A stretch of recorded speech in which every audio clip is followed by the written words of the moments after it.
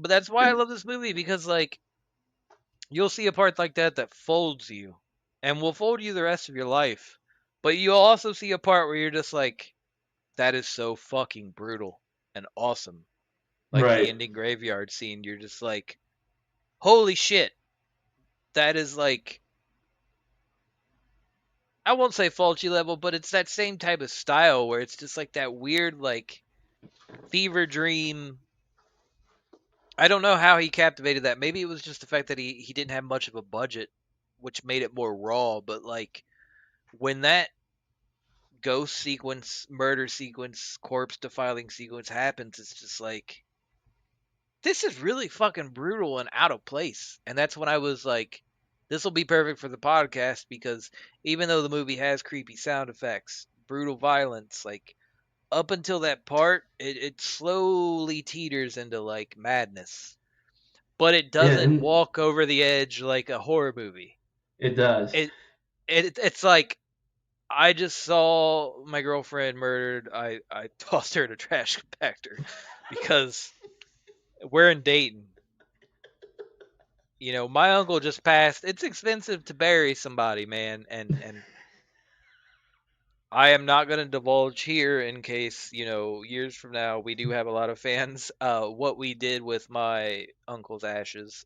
But it's a Dayton thing, man. But I feel it was the best way to pay respect to him, and I got to give my aunt's props to how Right. she did it, as opposed to what she was planning to do, given my uncle's history. But man, that scene in Woodland, I already have a connection to Woodland, and it's just like Woodland is a very Dayton fucking thing. Which if you ever want to go there, let me know. We should take a trip and just fucking meander.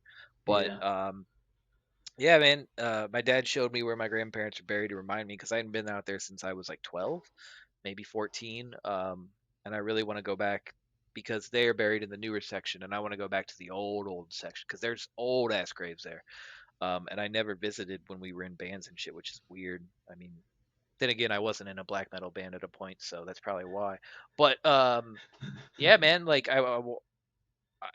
that scene in Woodland just fucking blew my mind, because I was like, oh, cool, they're in Woodland in the beginning, and then when they came back and it just got really graphic, I was like, holy Yeah. shit, because when I would pop around on IMDb and shit and look into this before I committed to watching it, I was like, I need to know, because our fiasco and discussion with Bloody Disgusting, propping up reviews on Metacritic and IMDb, like that shit's gutter. I will say, Yeah. you were right. The Outwaters was much cooler than Horror in the High Desert, but um, I don't. I'm not into that shit, and that shit's been a long time coming in movies that are blockbusters and video games. Like video game companies have been notorious for paying off websites and being like, our video game's amazing. We'll slip you $3,000 to say so, and then they do, and everybody buys it. And they're like, "This is a piece of shit. I don't understand it."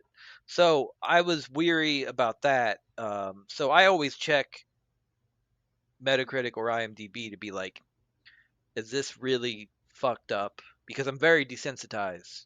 I grew up on YNC, Rotten.com, shit like that, and Takashi Mike movies. Apparently it's Mm. Takashi Miike, but I will always call that dude Mike because we're brothers. But I grew up on Ichi the Killer, Audition. Yeah. Yeah. Just the Visitor Q, the most heinous shit. Like, I'm gonna show necrophilia, and it's gonna be funny, not because it looks bad, but because it looks so real. And you're like, dude, will you chill? Um, which I have a movie I would like to elect. I'll text you about later, Sure. so we don't blow the lid off of it if you haven't seen it. Because there are some cheesy moments that I think you'll love, but it's a fucking banger. Um, I think you were at the only Stowaway set that I played where I sampled it, but that set was a mess because it was the only set I played. But Gosh, that was yeah, forever ago. and Man. I sampled just the screams from that movie, so it was rough. But I just feel like I should call my IMDb and see, like, are these normies getting freaked out by gratuitous violence, or is this like somebody who's a horror fan who's been here for years who was like, this movie just really fucking sucks, and it's a bunch of grandmas accidentally seeing it and being like, whoa, slow down. So like that's what I was doing with this Manson movie, because Manson for boomers is like don't talk about that. Like my mother, I love her to death. My father, I love her to death. I would bring up Manson casually at the table for dinner and be like, it's weird that he's in jail. And my parents would be like, what are you talking about? And my dad, he's smarter, and not to say my mom's dumb, but my dad knows how psychological shit works. And my mom's like, of course he should be in jail. I think they should have executed him years ago. And I'm like, but he didn't murder anybody. And my Right. mom once was like, don't ever talk about that again, because it really scared my mother. Just like Son of Sam, I'm like, Mom, Son of Sam was in New York, like you didn't have to worry about it. And she was like, people across the country were changing their hairstyle because they were worried about Son of They Sam were and shit. afraid. Yeah. Right. And I was like, Mom, that was in New York. Like, to me, it's like chill out. And she once told me like, don't ever like defend Charles Manson at this table again. I'm like, I'm not defending him, but Mushroom Head was like, if it was up to them, they'd free Charles Manson. But I don't think he should have been free. He's a fucking nutcase. But it was funny because I I was always like, is this? I was reading about the IMDb on the Manson movie, and there were people like that were like citing like good brutal horror movies and were like the violence in this is fucking wild. And I was like, all right, I'll watch it, because to Manson, to me, is just like so uninteresting. He's a little fucking charismatic dude that a bunch of dumb hippies believed Right. on a lot of acid, and I don't fault him for that. And that's why, like, I know a lot of people who saw Tarantino's Once Upon a Time in Hollywood. I know a lot of people who hated it, and I know a lot of people who loved it because of the ending, because they're like, Charlie Manson's barely in it. And it's like, because it's not a fucking Manson movie. It's an alternate history movie of like, what if they fucked around and came to the wrong house? And it's fucking hilarious and cool because of that. And Yeah. I like, don't think I've seen like I don't think I've seen that movie, and I don't know why. I all don't right, think I've ever so sat down and watched it. next time you come over, we'll hash it out. It's not really about Manson. It's just like it happens to end up that way. Yeah, Um, I know it's like about like basically, it's like Hollywood, and basically it's it's like Sharon Tate's house was behind Manson's, or was mhm. behind Leonardo and Brad Pitt's. So when the hippies came to kill Tate, they fucked up and came to Leonardo and Brad Pitt's house. And so it turns into like a excuse me, like what the fuck are you doing? And it's Tarantino being like brutal as fuck to the hippies who, Oh my like, god. he spent years reading about like, you know um oh, it was so terrible, it was so awful. And he's like, what if I could change history and show a movie where it never happened and the hippies got destroyed? So it's Right. great. And the other thing I'll say about it is like, the dude, I don't know if you're a big Mindhunter fan like I was, Oh, I but love that show. yeah. So the dude that plays Manson in that plays Manson in the other one. I'm almost like 80% sure. And you know how good their serial killer casting was. But Oh, it was fantastic. he's just in the Tarantino movie for like maybe 3 minutes. Like he walks up to Polanski's house, and he's like, "Hey, is so and so here?" And they're like, "No, they used to live here. We live here now." And he like kind of sees Sharon Tate and like eyes her out, and he's like, "Have a good day, ma'am," and leaves. And that's why a lot of people, like my sister, was mad. She was like, there wasn't really a lot of Manson in it or Manson cult shit in it. And it's like, when were you gonna accept that it's not about that? Like, my biggest thing with like movies and reviews is when people look into shit like that and they're like, I am mad because I saw this movie and it's not what I thought it was. And it's like, dude, we have things like trailers, journalist previews, movies previews. Like, if by the time a movie comes out, you haven't figured out what the fuck it's gonna be, and then you're upset that it's not what you wanted, that's your own fault. That's not the Right. movie's fault. And I think that's really why I liked the Outwaters, because I kind of went into it blind, Yeah. and I didn't really know exactly what it was going to be like. I I, didn't. I like I said, I was only wary because of who was talking about it Mhm. after watching Horror in the High Desert. And then when I started it the other night and it was like produced by Bloody Disgusting. I was like, all right, Ben says it's good, so I'll give it a try. And it was much better than I was hoping. I won't say Yeah, it was one of my favorite things, but it was much better. I think like what I loved most about it was just I think Robbie, the director Robbie Van Fitch, um, he's a good cinematographer, and for a found He's got footage, potential. yeah, I for a feel that. found footage movie, there's some fantastic shots in that movie, Yeah, and the I lighting was, and like the experimentation he does in it is really cool.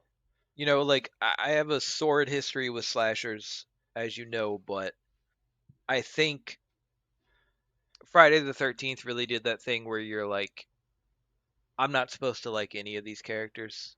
There were a few outliers, with the Dream Warriors, with, like Feldman and Friday the 13th. Like there were some characters where you're like, that's my dude. That's my dude in this one. But a lot of times you were like, he's going to try to finger that girl and Jason's going to kill her. Like, I know it's going to happen. And Right. that's what you were excited for. You're like, even if Jason doesn't do a wild kill, they're doing the sex. I mean, They deserve that it. that was like a whole thing with slashers. Like, if you were gonna have Right. sex in the movie, you Right. knew those But people were gonna fucking die. my other thing with found footage is like they have this fucking knack of just making you fucking hate the characters sometimes. Like that whole like we're gonna go into the desert and film a pop video, and I want to look into your eyes, and like that whole time I'm like, if this isn't Lovecraftian and Ben is bending my ear to get me to watch this, it doesn't matter because I know these people are gonna die horrible fucking deaths, even if it's off screen. I just want to see their corpses at this point. like, and I think that's a really cool thing about horror movies as And I don't think I disenfranchised. disappointed, No, no, because no. the As much ending as is really I good. get disenfranchised with horror movies, as like I said with comedies in our last episode, like um, when I know shit's gonna go south for characters I don't like, it's all the better. It's like now I'm sure there's a musical out there you could tell me where everybody dies, but you'd have a hard time getting me to watch it. But uh I mean, I guess you could consider Whiplash a musical, and that one the knife just keeps fucking turning. Have you seen Whiplash yet? Oh, I love that movie. Yeah, Dude, with J.K. Simmons. as a drummer myself, it was just like ah! Me and Jackie actually watched that movie together, and we both fucking loved it. Yeah, it's an amazing movie like if you don't like musicals, if you don't like dramas, like no matter how you feel, it's a good fucking movie. But like I was told in 6th grade I was never going to be able to play the drums. And that's all I could think to do for curricular activity. So it wasn't until 2007 or 8 when I picked up the drums and I was like, everybody was like, no, dude, keep playing the drums. And I was like, why? And at that juncture in my life, it saved my life. I mean, and then when our grind band stopped and Tomb Dweller stopped, like Drowner saved my life. Like, I mean, when you guys asked me to be in Drowner, I was at the fucking low. So like, it was something that was always there when I was physically able. I mean, I think I would still be physically able now. Now it's just a money and equipment and Right. sound fucking issue. But you know, um, it was just one of those things where like when I saw Whiplash, I could just immediately like get it. Like even though I never had to do anything that grueling or that hard, it was just like to have a teacher be like, "No, man, you shouldn't." I remember I played violin instead, and it still haunts me to this day. Like when I try to sleep at night, I'll remember my mom came to a 6th grade orchestra recital, full auditorium. I hadn't practiced a bit. I literally played gibberish over top of everybody else. And my mom was like, I'm so disappointed in you. And I was like, it's whatever. I'm in 6th grade. I don't give a fuck. And then, like, now I'm like falling asleep. Like, I'm such an asshole. like, because Dude, I still love violin. I still love fucking, orchestras. I still love classical music. And I'm just like, man, this shit is so amazing to listen to. And it's like, if I would have even tried, but I was just burned because I was like, oh, I'm not cool enough to play drums. And this kid that got on the drum team ended up being in a terrible pop punk band for a couple years. The last time I saw him, he was in the National Guard and he came to a party and he was like hanging out. We were all drunk. We were having an all right time. And he was always really fucking stupid. He's like, hey, man, you know what really set this party off? And I was like, what, dude? And this is pre-intervention episode, by the way. But he was like, you know, what really set this party off? Some air duster. And he was like dead serious. And I was like, so that dude can play drums, but I can't. Like, Oh my god, dude. right. So, like, even if you told me a musical where like every character just got brutally massacred, I would probably be like, I'm still not gonna watch that because I'm just not into musicals. But I mean, I wasn't really always into low budget movies, horror movies, but man, when they hit so hard. And I think a lot of that is, I'll show you the dude I went to high school with. Like, they were all just really corny and as low budget as possible, and it was just like none of these are good. And then he got on public access, and he was constantly showing his movies and constantly showing other people's movies, and like none of them were good. And I was like, where are we, man? So I always wrote that off, and I would watch Mystery Science Theater growing up, and some episodes made me laugh, but I had friends that would watch every episode and then Um, watch I honestly with whatever it was they did after Mystery Science Theater. And Mystery so the Science Theater, I think I've seen, the movie with This Island Earth, Mhm. and I've seen a couple of like regular I mean, some of it's episodes. great for sure, This but Island Earth is like a fucking classic yeah, oh yeah. episode of the movie. Anyway, it's a fucking classic. It's so hilarious. The one-liners that they throw out are so great in that one. But other than that, I really haven't like seen a whole lot of it. Oh, dude, But I had friends that would be like, "Come over." I just downloaded like 40 episodes, and I'm like, and then that's a whole lot. my girlfriend would be like, "Yeah, I'm so excited to watch all those tonight." And I'm like, "Me too." I like after Mystery Science Theater, they started doing like big budget films because they weren't contractually obligated anymore. So they were Yeah. doing like they did like a version of Lord of the Rings I watched with an ex-girlfriend, and I was so upset. I was like, "You don't make fun of Lord of the Rings, okay? The only time you make fun of Lord of the Rings is when you're National Lampoon, because National Lampoon in the 70s, my friend Matt had a book. It was called Lord of the Blings. So National Lampoon, Animal House, Family Vacation, all that shit, wrote like Lord of the Rings front to back, but a parody, and it was called like Lord of the Bling, and it was fucking hysterical, and it was a book, and like I'm like that's fine, but like because it was like Leslie Nielsen airplane comedy, but with Lord of the Rings, but to just like to watch a movie I already love and know and exists, but to watch like three guys like try to land jokes through 9 hours of movies, I'm like, That's a lot. dude, And it's that would too be much. really, that And would it's a just, good movie. It's not an already corny, slapsticky comedy, like right, corny ass movie. right. It And just, like it wouldn't hit very well. I that's don't why I think. think this movie hits so well with me because it's like I could laugh every other scene, but like there's gonna be something tight around the corner. And there is something tight Yes, always around the corner in this exactly. movie. Like Um, I was okay with it, and then I saw the nunchuck scene. I lost it, and I was like, so is it gonna be that good with occasional nunchuck scenes? But then like it just tightens up as it goes on it and on and does. on. And especially like the scenes with the dad, um, you know, I don't know about you, but with me personally, with my dad, I've had moments. My dad was a horrible alcoholic.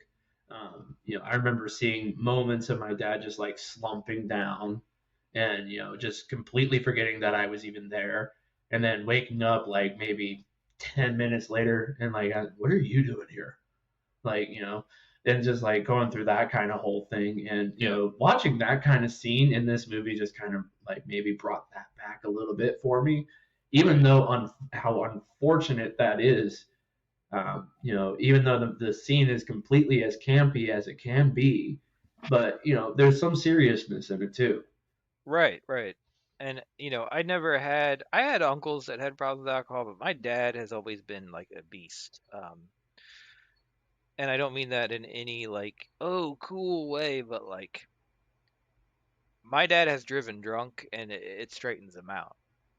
Um, my dad will drive sloppy or sober, but if he gets behind the wheel intoxicated, he's like fucking perfect. And I think that's where like I drove so many people home when we played shows. Like I would be like, okay, I'm the designated driver.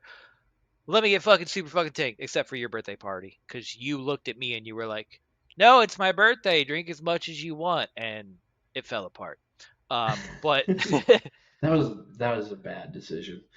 no, I don't regret it. I only regret Sean trying to draw dicks on my face, and everybody like I had like 8 people in the room being like, "Sean, stop," and I'm like, "You're a faggot. Stop it." Like still sleeping, still feeling marker on I my face. Like, "Oh, dude, you're I so cool." dude, I don't even know how I even played that many sets that night. I Dude, I it was don't my know. first it was my first Drowner show and I was the drummer. Yeah, I remember Right, that. right. I don't Right. know Three measures in, the beater fell off of my fucking bass drum. And I'm still just like, what is timing? And Corey got like under my nuts and screwed it back in. And I was like, I thanks, remember dude. that. That's gonna help so much. I think the only thing we nailed was low, because I was like, well, it's low.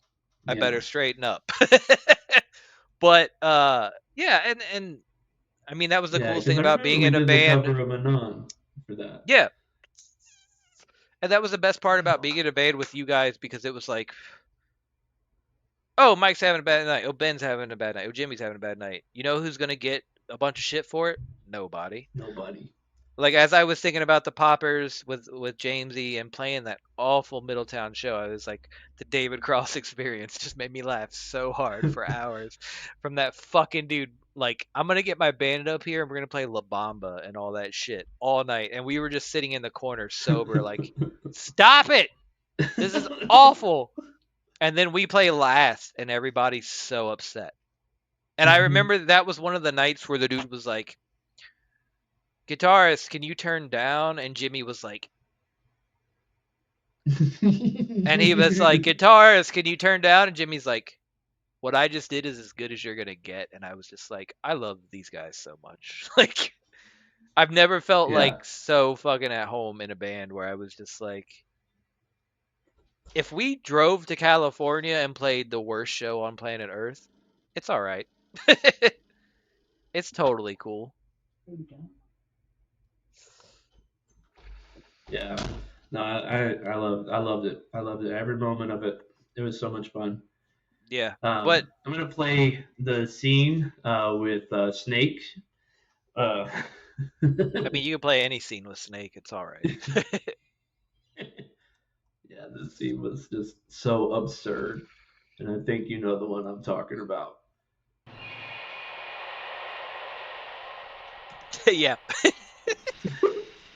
Bone Crusher, Stubby, Here's the whir. you boys want some Bones exercise? want some exercise. There's something I want done. Pay attention. Want to play a little golf, Stubby? He puts on like the fucking like umpire mask Just on. quit the Ravens. You fucking quit. That's where he hangs out now. He's fair game. I want him. Find him, hurt him, and kill him.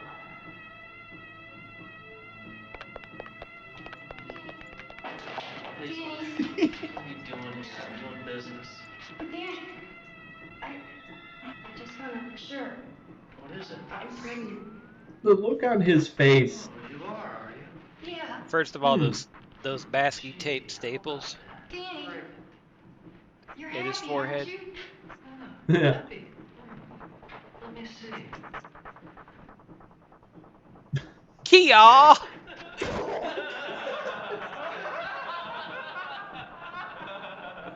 like this also just like plays into your point of like the madness in this movie. Yeah, like I'd love that scene just because the laugh fucking carries it. Had it ended before the laugh, I would have been like, nah, whatever. But the fact that he does seem really unhinged in that moment. Right. Like he It's could have just been so like, crazy.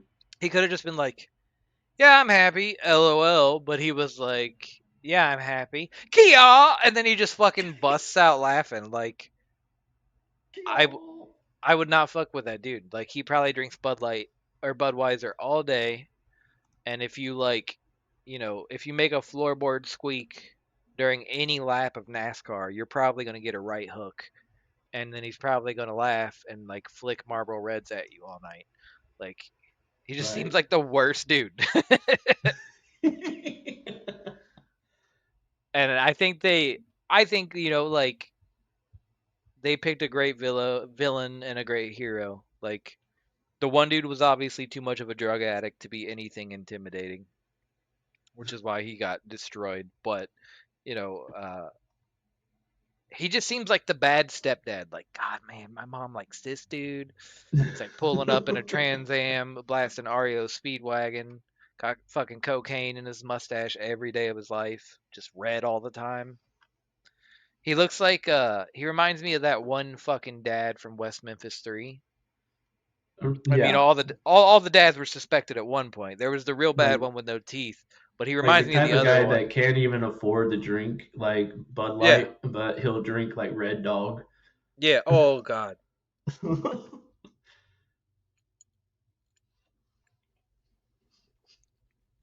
Yeah, man. I think you'll like his other movies just as much, maybe more, maybe not. Like I said, the one is only 20 minutes, and I haven't watched the Manson movie, but I think the Manson movie is like a whole movie. And as I was saying earlier about the IMDb stuff, like someone was saying they were fascinated with Manson. I've seen every Manson movie, but that one was the most brutal so far. And it was almost too violent, and they wanted to shut it off. So they could be a normie, because a lot of Manson movies are pretty normied out, but it's fucking My Sweet Satan is just great. It's just like your typical satanic panic movie, but in the 90s. It's just like um, he's wearing a skinny puppy shirt. There's sweet ass like it's that like proto thrash Celtic Frost type shit. I Right. don't they say all the bands in the opening credits, but they play some band in the middle of the cemetery while tripping, and it's probably Woodland again. I couldn't really tell because it was night, but he's got like shaved head with random patchwork dreadlocks, and I'm like, he looks like fucking Maynard. And then like Yeah. the other dude looks like Glenn Tipton almost, like pre swastika in the head, like or pre inverted cross in his fucking forehead, um, and he's just like hanging out with a dude with like a mullet, like a ginger with a mullet that they kind of pick on, and they just do a bunch of acid in the woods. I won't spoil anything, but like at one point he's like, "Give me that boom box," and he just like presses play, and it sounds like a Celtic Frost, like King Diamond, like conversion Oh, band, and that I'm like, man, rules. if that's a local band, that's so sick that existed back then. But they're just like they're just like doing a bunch of acid and hitting a bunch of joints, and like they're like taken over by Satan and acting like it's just complete like he lived through the satanic panic of the 80s and was like, I'm going to make movies to make my parents scared of Satan. And it's great. The Manson movie so far, I don't know if it's actual interviews or like stage interviews with old Manson um cult members. I don't really know their faces well enough. I think it's staged with people he knew, but so far as I've watched it, it's just been like really trippy 60s visuals and them Mhm. being like, I knew what I was doing. Charlie didn't influence me. I wanted to kill them, blah, blah, blah, and like interviewing them in prison. So I'm like, this is probably going to rip. Yeah, so I'm gonna play the next one with Bone Crusher and I think it's Asphalt. The sidekick that he has, where they go to the girlfriend's apartment and pretty much beat her to death. And this is where it sets off the whole revenge aspect of the movie, and this kind of kicks off everything for Goose. I always laugh when I say his name, Goose. No, I love it because it's the least like intimidating nickname, It really is. and he turns out to be the badass hero. And also, it Like, I reminds me of wonder if they were like huge fans of Top Gun, and that's where they well, came up with it. and it also reminds me of geese that fly in shitty people's faces that beat women and knock them off bike paths. So Yeah, that's always fuck you, nice. Randy. Anyway, I'm gonna play this scene.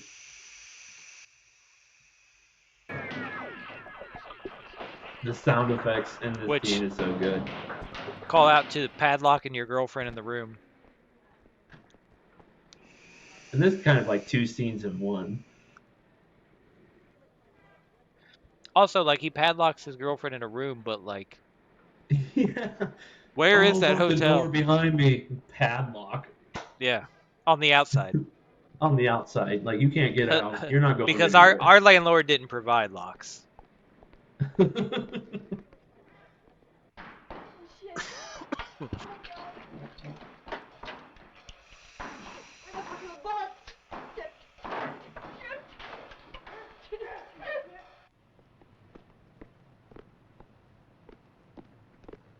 Hey. Hey. Oh, shit.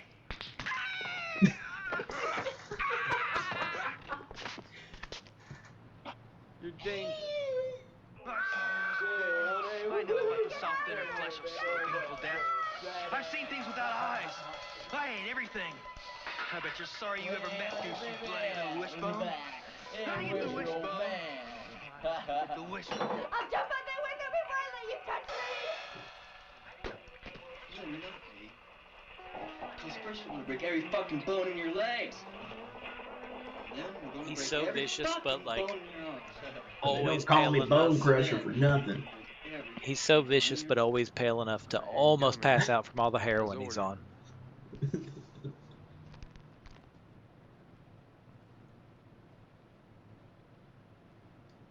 Like I said, it's almost pure, dude.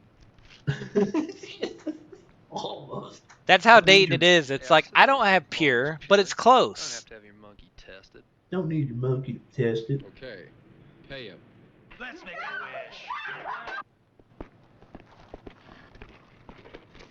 He dressed nice though for the trade. He did. He definitely cleans up. He's like, this guy's from Oakwood. He might be a cop. I better dress like a lawyer.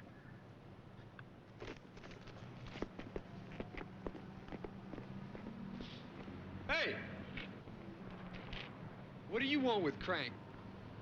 Look, I can sell it to kids. I can sell it on the street. What the fuck difference does it make to you anyway? Huh. Yeah, that's something you ask before you get your envelope, dude. You already got it. Just fucking leave. Just leave. You're already doing an illegal transaction anyway. Also, that alley just reminds me of the time that I hid behind a dumpster to hit a bowl in downtown Dayton. And then I realized it was a dumpster for the FBI building downtown. I was like, nope, this is not good.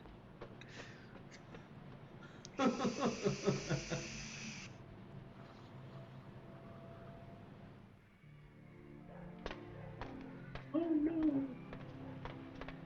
Are there any Lima horror movies? Oh man, I have to look. Maybe they're just Is it- documentaries. I'm sure they're all like super polluted. Oh God, don't die.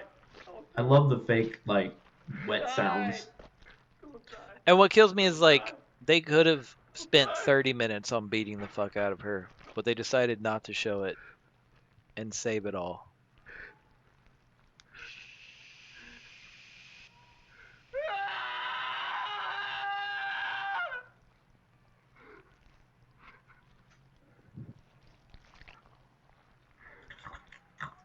Yeah.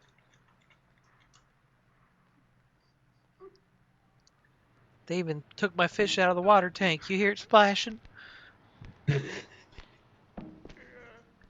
This killed me because I legitimately This is such felt a Dayton bad. moment. Like, I know, like I felt so bad, and I thought he was putting her in a trash truck. I thought he was like, I can't have the cops see this.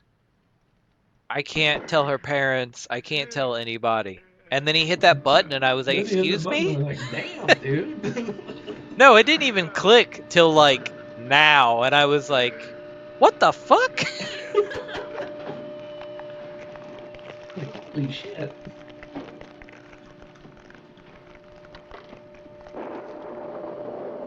Here comes a motherfucker.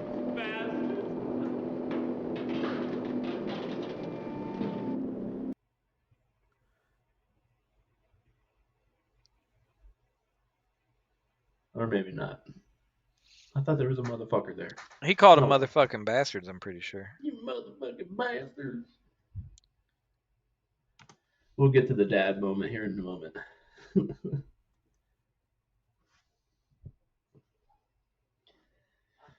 Yeah, dude. The trash compactor scene was just like, oh my god.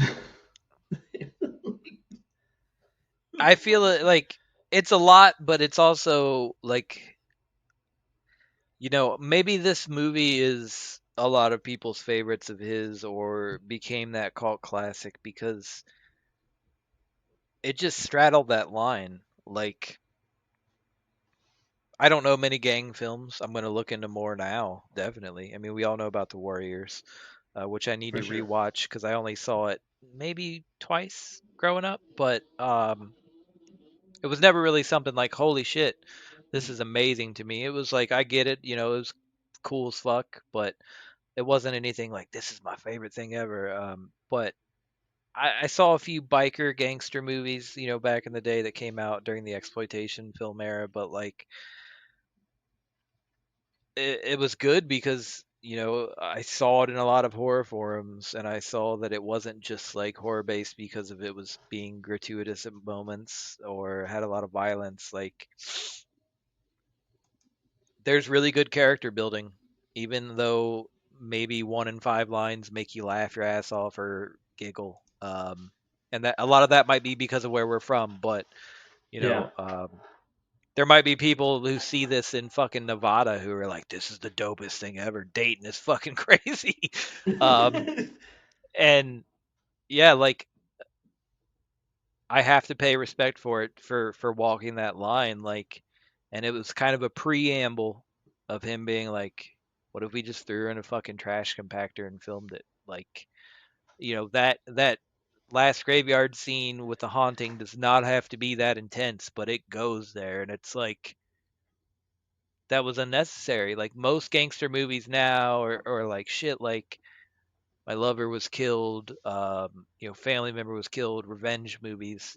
They just show like, what if we had the ghost of the lover whispering in his ear, and then it stops there. But like this movie fucking goes there, and it's cool when later you'll watch movies he did in the future, and you're like you said, he does a guinea pig movie, which I don't know how great it is, but you know what guinea pig is, and it's probably over the top and fucking to the wall. Yeah, We and I know hear we it's know now guinea pig is fake because we're not Charlie Sheen in right. '93 Yeah. fucking geeked out of our mind on cocaine. I can't believe he actually called the FBI over guinea pig.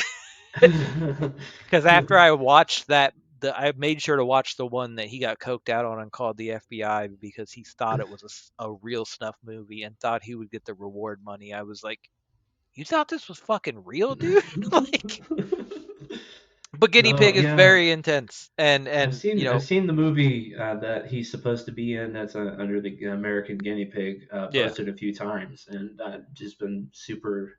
Like the cover of it is just amazing, yeah. and I'm like really intrigued by it now that Right, but we has in this this guy day in and age, it. we know guinea pig is not snuff films. Back in the day, they used to try to market it like Mondo or Snuff, and we know that it's not. So we already know that going into it. But it's cool because this movie, I feel it doesn't go there on a whim, doesn't go there for No, fun. It goes there when it feels like it's necessary for the character to be there. I Like, think what like the trash compactor scene. I think what it's kind of like adding to is just like the fact that these guys are just living in complete poverty. They don't have any other means to deal with a situation like that. So Yeah, no he no had snitching, no other solution. no So calling the he's amber just lamps. yeah. So he's just like, well, I don't know what else I'm gonna do. Just fuck it. I'm gonna throw her in a trash compactor and hit Yeah, the start button. That's the it. Moraine Bye, landfill is Crispy. is too far of a walk for this corpse, so we're just gonna take her down to the scrap yard. Um, but yeah, I mean, as silly as that was and out of left field, I knew like the rest of the movie was gonna fucking bang because it was like at that point it was like gang conflict. Oh no, you killed my girlfriend. But you know, as in any revenge film like Miss 45, any of that shit, Straw Dogs, any of the like the really banger revenge films, like I Saw the Devil, which you are now Oh acquainted my with. god, dude. I told you, I dude, loved it. it's one of my favorites, Loved and it. I always forget it exists, and then I'm like, all right, let's do this. And once you see Sympathy for Mr. Vengeance and Lady Vengeance, you're gonna be like, fuck yes. Because it's always this like, oh, these are nice people, or these are decent people trying to make ends meet, and then like something just fucking happens, like an old boy, and you're just like, with old boy, it's like he was in prison for so many years, and when this guy gets out, he's gonna fuck shit up. And then like towards the last three-fourths of Old Boy, that knife twists more, and it's like, okay, is the character going to keep riding it normally, or is he going to become more unhinged? And that's why I love revenge films in general, which I feel this Mm, really is. It's just like, and that's why I feel it's perfectly paced because it's like, you killed my girl, that's fucked. Now I'm being haunted by my girl. Now I'm seeing the person who sent her to be killed just like mangling her corpse, and she really cared about me and she really loved me, and I'm going to go to whatever fucking ends to do this. It's the same with Miss 45, like, you raped me, you blinded me, I'm going to fucking exterminate every single one of you. And like, that's why I love Korean revenge films, because they just, I don't know what it is about South Koreans and their lust for revenge when it comes to, I don't know, their culture, whatever, but they go hard. And they uh must have something like for an eye built right. into their culture. Right, probably, ancestrally and maybe not so much now, so that's why directors tap into it. But yeah, dude, Park Chan-wook's Revenge trilogy is amazing, and I'm excited for you to see the other two. And they're just really well crafted plots, and I feel like this one is up there for a revenge film for sure. Like, and I Saw the Devil, like I always forget about, and you know, when she bought that for me, I was like, God damn, this movie is so good, and I completely forgot. It was such a nice gift and surprise because it was like I hadn't watched this since it came out, and when I got it, I was kind of like, I remember this, but I don't remember anything about it. And it was just one of those nice, like, put it in. And it was just like, oh shit, it's that fucking movie, like with the ring that was always in the gutter that he finds and shit. Like, really great stuff. And I don't think revenge films are done well enough. And I've been thinking about this thing with horror films lately because horror and revenge kind of go together a lot of times. But especially my next point, which is the damsel in distress. Like, Hmm.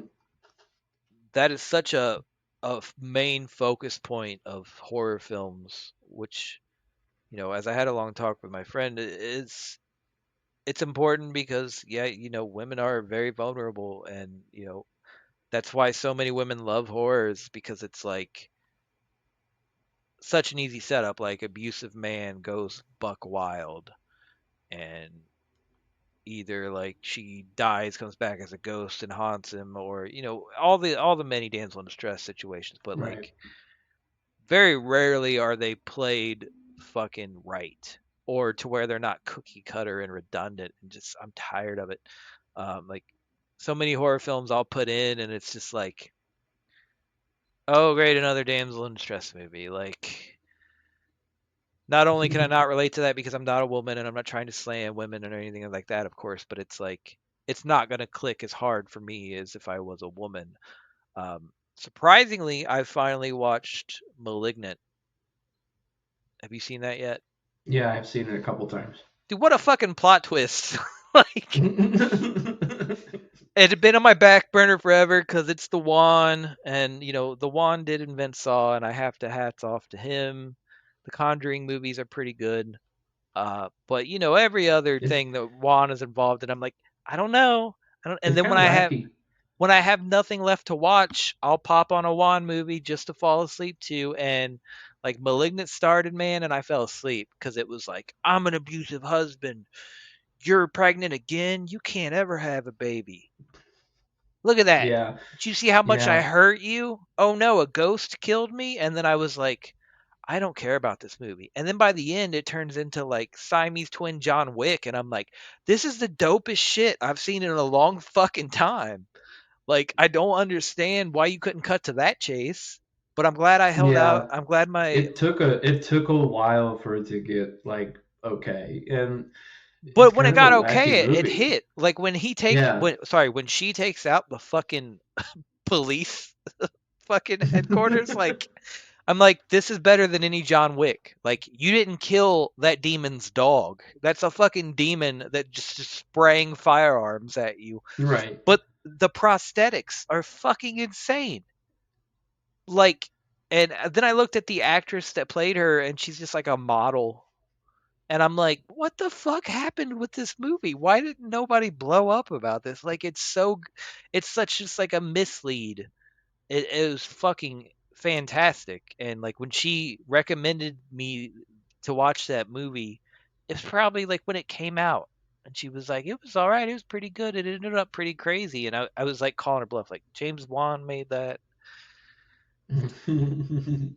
He made Yeah, The man, it's Nun, but he made Saw. And I was like back and forth because, Saw 1 changed my life.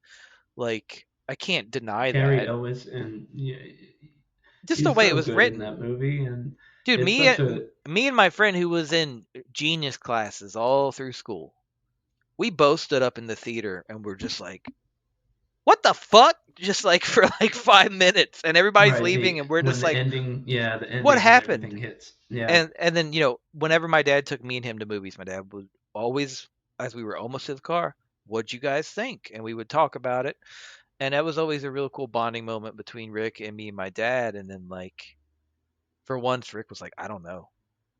Like he's just like, I don't know what happened. And we talked about it all the way home. I think we stayed the night at my house or his house, and we were just like, what just happened the whole time? Um, and I always tell myself like, I'm gonna finish out Saw. There's like 4 Saw movies I haven't seen. I did watch Spiral finally, but there's still like 4 I haven't seen. And then Spiral was crazy, I'm like, I can't. and but the story of it was not very good. I was like, I can't finish Saw. Like, I don't even remember where I left off. I don't even remember why I would watch the rest. It's kind of like Final Destination. Like I saw the first few and I'm like, I don't need to watch anymore. Like you're not going to top the log truck. I still get scared driving behind log trucks, man. Like and I'd like to do a compilation episode sometime of just like not so much movies, but moments in movies that just kind of Moments in movie history that just uh, fucked us. that fucked you up. Yeah. Because I don't have a lot, and I went hard and desensitized myself. Um, in my high school years, I was like, "Give me your worst," and now like I watch shit that's really fucked up, and I'm like, "This is boring," uh, and it doesn't do much for me. So that's why I think I've turned into more of the atmospheric dude rather than the slasher dude, which is again why I love this movie because it's got both in spades. Like you'll laugh 1 second and then the next second you hear like a synth note or a sound effect and you're like, I should be laughing at this part because the acting's hokey, but that synth just makes it like borderline horror like the whole way Right. through. It's like a genre masher. Yeah. It's so many different things happening at once. And a balanced genre masher. It's not like, oh, I'm watching a bunch of, Hell's Angels be mad about drugs. Like, nope. You're gonna see corpses and you're gonna see them defiled and you're gonna see fucking, like goofy ass drug addiction lines and like people in harrowing neighborhoods and shit like that. Like he really fucking hit some fucking gold in this one. I do And like even his like drama. You even see yeah. drama which kind of bringing up to the next scene with the dad. Even though it's super campy, but it's a pretty dramatic scene because when you're seeing your own parent going through like this like complete psychosis. And I Yeah. would say it's psychosis because the dude looks super fucked out of his mind, and I think it's a dramatic scene, but it doesn't look at like it. And when you first watch it, you think it's kind of funny. Yeah. I didn't really know how to feel in this scene because, Yeah, I like mean, I I told don't. you before, with like my own experience, I was just like, oh my god, this is kind of funny, but like, man, this is making me feel like what I went through too. You know. Yeah, it's that line where you're like, you got a friend who drinks too much or something like that, and you're like, you know, this is hilarious, but at some point, it's very close to that line of crossing into being like a super bummer. Right. It'd be I'm gonna like, play that real quick. if you had a Yeah. friend wasted rambling about just something silly and then they piss themselves around like 40 strangers, you'd be like, God damn it. Like, this is fucked.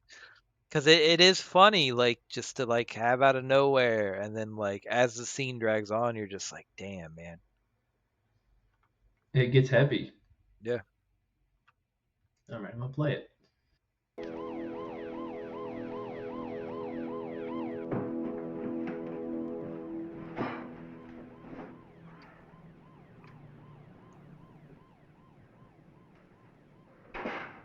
So my apartment's gonna look if I don't find this mouse.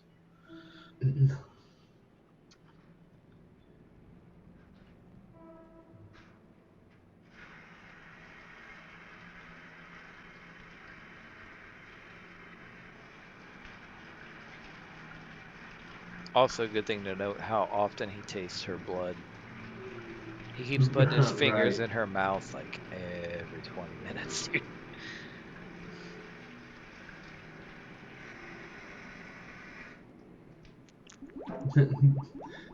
The water sounds definitely fake. Fake, but it's like my dad don't even got a good trade.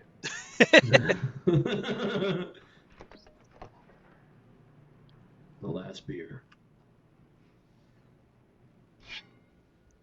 I mean, look at his other two choices. I would have took that Oh, beer too. right. Yeah. Here's some You got to old get some cottage some cheese in a sort metal of can. sustenance.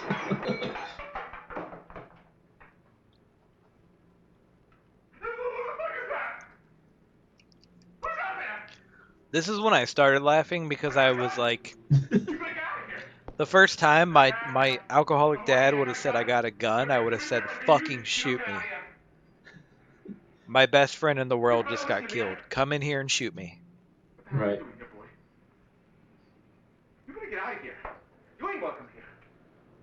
I told you I got a gun. You don't believe me, do you? You don't believe me, huh? Shut up. You could. But also, good point. He ain't got no fucking gun. He's got a baseball Yeah, he bat. ain't got no gun. Take my beer. This is my beer in my refrigerator. I don't remember inviting any punk kid in here to drink my beer. That's my last beer. Oh shit! I'm not punk. I'm metal, brother. You got my last fucking beer. Bro. Nothing matters with you anyway. I've done that so much it hurts now. We're not aging. I won't go on the street. I'll go on the street unless I get my gun. You take my gun with me. You can't go out there without protection. You need protection. Can't go out there without protection. Better get a condom. He's like, damn. Me at 3 a.m.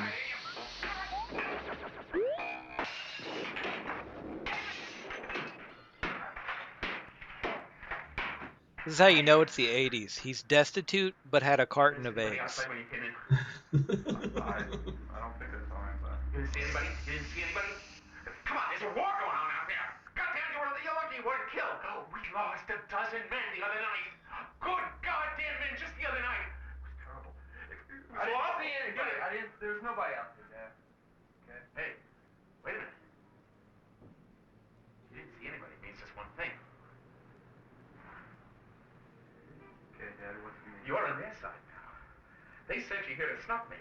I knew it'd come to that. Whites against whites, blacks against blacks, sons against their own Sure thing, fathers. Pops. Say it! Hey! I'm not here to kill you. No? No. You sure?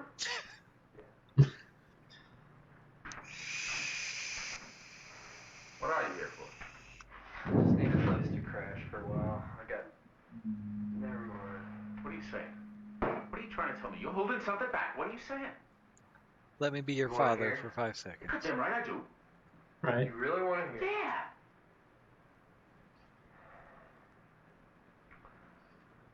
I had this girlfriend. Her name was Christy. Last night I went back to her place after doing some business.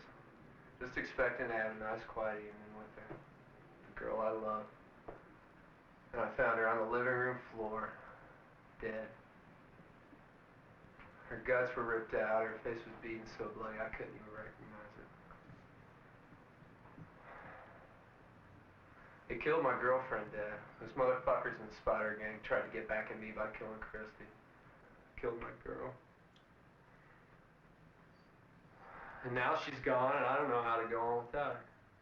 That's the worst part of it. I don't know how do you keep going on after something like this Money. happens? I don't know. You got my beer money? You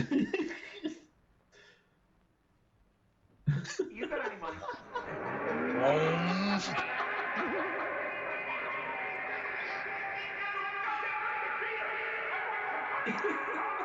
But it's like so real because you know he's like, if I Like listen, losing his mind at that moment. if I listen, he'll give me beer money. I don't know you shit.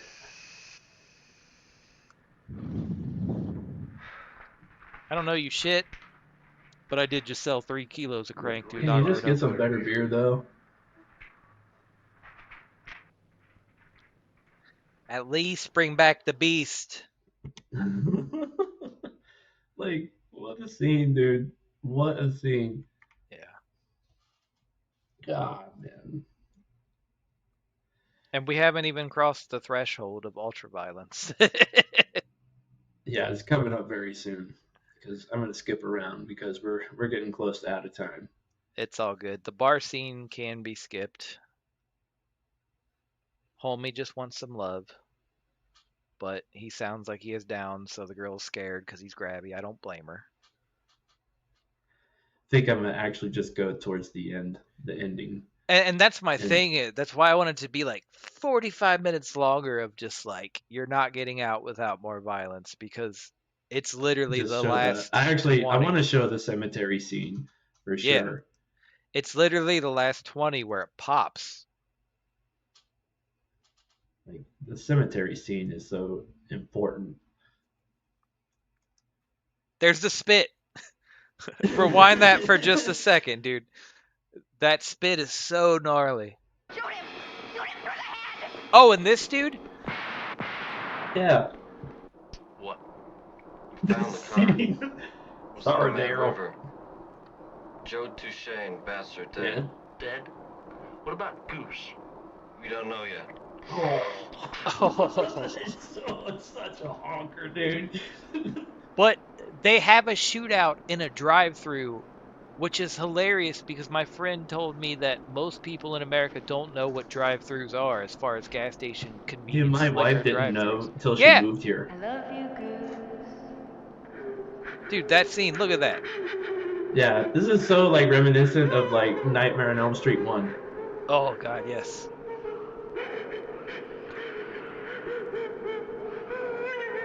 God, I love Like that's the first thing that popped in my head when I saw this. until this happened, and then I was like, this is like Fulci shit. Like Right. the glint off the knife and Right. the perfect looking corpse.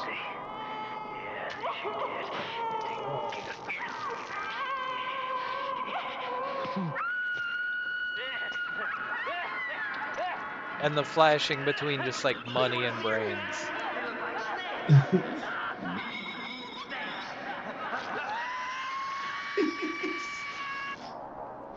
Like the best scream ever. Dude, it's just the Phil and Semla video. Like, totally. kind of jump to the ending. Trying to catch that GM train. Gotta show some kung fu. But it's competent kung fu in this part, honestly. Right. Okay, maybe not the backhand, but and the dude pops out of a manhole. But he pops out of a manhole right before like such a good fucking kick combo. He still owes me money on my Daytona 500 bet. I told him Earnhardt bring it home.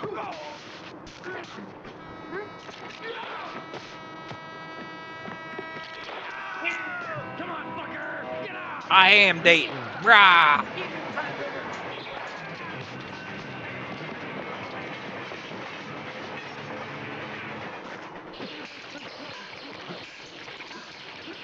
Dude, and when they ram his head into this fucking thing, it's so awesome. It is. Even got him by the pants, then the backflip, and they ass beat. Like, so dope. Such good sound effects that I think they stole them out of a Lee movie.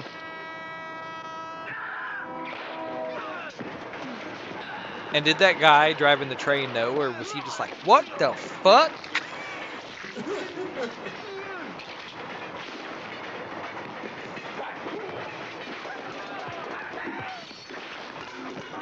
The overpasses too, with the blue fucking walls. I was like, that's so Dayton. Right. Oh no, he's gone off the poppers with a big ass fucking 8x4.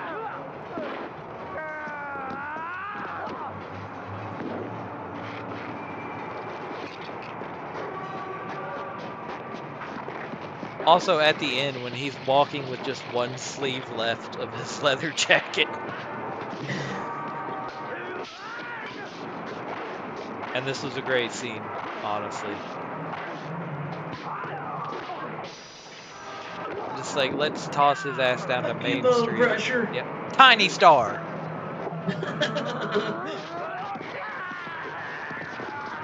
I love this one because it just like does a super quick cutaway after he throws him off. Right.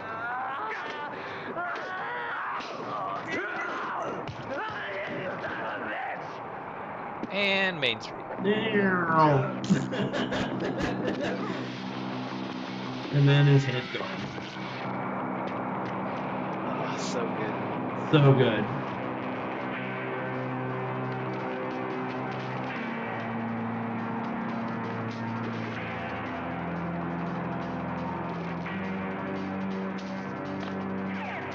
I know exactly This where is they where are. Christy's sister came in. Yeah, I used to work there. Your sister's alright, but I want to give you a lot of money and run away.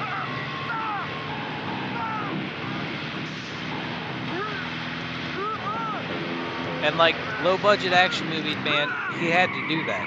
That's some balls. The whole scene is balls, dude. Dude, it's so good.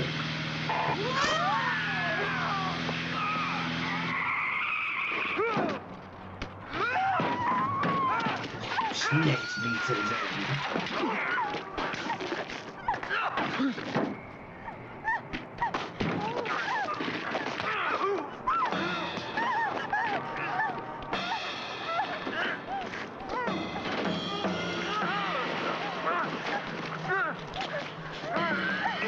It's so good.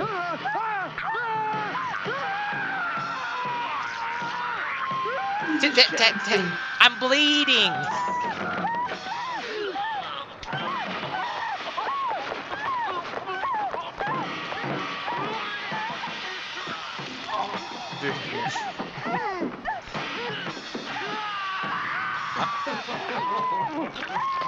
I'm gonna rip your throat out, make you eat it. No, you're not good enough.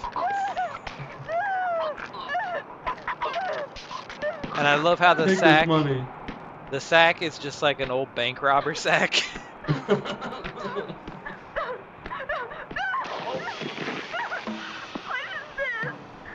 Dude looks like so fucking tough. Stolen money. Take it before the cops get here.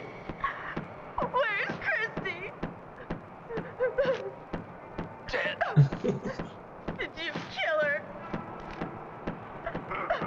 and that's pretty much it. I loved her. But I love how like that's good enough. Like, did you That's kill good her? enough, dude. The credit should have just rolled right there. Right, but it's just like, did you kill her? Fuck no, dude. I loved her. And then in that day and age, it's like, all right, I'm gone.